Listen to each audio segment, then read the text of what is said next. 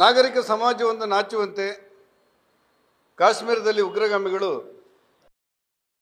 ಗುರಿಯಾಗಿಟ್ಟುಕೊಂಡು ಆ ಪ್ರವಾಸಿಗರಲ್ಲಿ ನೀನು ಯಾವ ಧರ್ಮ, ಹಿಂದೂ ಧರ್ಮ ಅಂತ ಕೇಳಿ ಅವರು ಹತ್ಯೆ ಮಾಡಿರುವಂಥ ರೀತಿ, ಅದರಲ್ಲೂ ಕರ್ನಾಟಕದ ಶಿವಮೊಗ್ಗದ ಮಂಜುನಾಥರು, ಬೆಂಗಳೂರಿನ ಭರತ್ರು ಸೇರಿದಂತೆ ಕರ್ನಾಟಕದವರು ಕೂಡ ಈ ದುರಂತದಲ್ಲಿ ಆಘಾತವಾಗಿರುವುದು ಇವೆಲ್ಲವೂ ಕೂಡ ನೋವಿನ ಸಂಗತಿ ಮತ್ತು ಇದು ಖಂಡನೀಯ.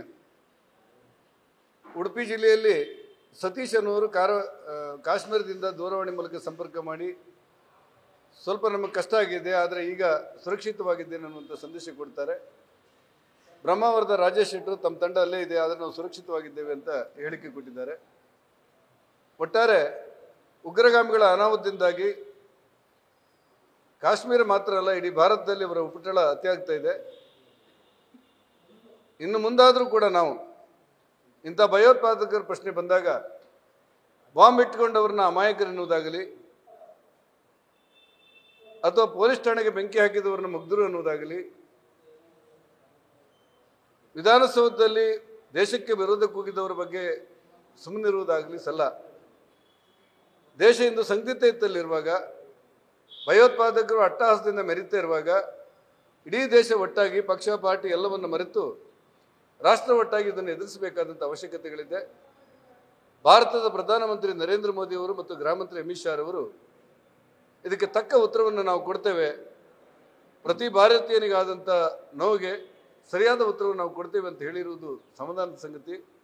ನಾನು ಆಗ್ರಹ ಪಡಿಸ್ತೇನೆ, ಎಲ್ಲ ರಾಜಕಾರಣಿಗಳು ಒಟ್ಟಾಗಿ ಒಂದಾಗಿ ಭಯೋತ್ಪಾದನೆಯನ್ನು ಮೆಟ್ಟಿ ನಿಲ್ಲಬೇಕು.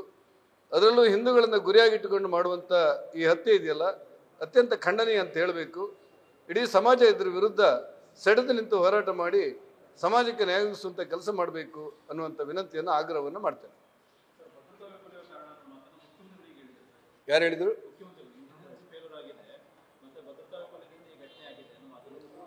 ಯಾವತ್ತೂ ಕೂಡ ಸಿದ್ದರಾಮಯ್ಯನವರಾಗಲಿ ಬಿರುಗಾಳಿ ಬೀಸಿದ್ರು ಕೂಡ ಕೇಂದ್ರ ಕಾರಣ ಅಂತ ಹೇಳುವಂಥ ಅವರ ಮಾತು ನೋವಿನ ಸಂಗತಿ.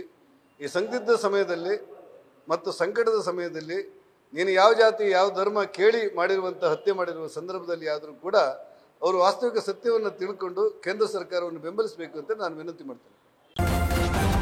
ನ್ಯೂಸ್ ಫಸ್ಟ್, ನಿರ್ಭೀತಿಯಿಂದ ನಿಮ್ಮ ಪರವಾಗಿ.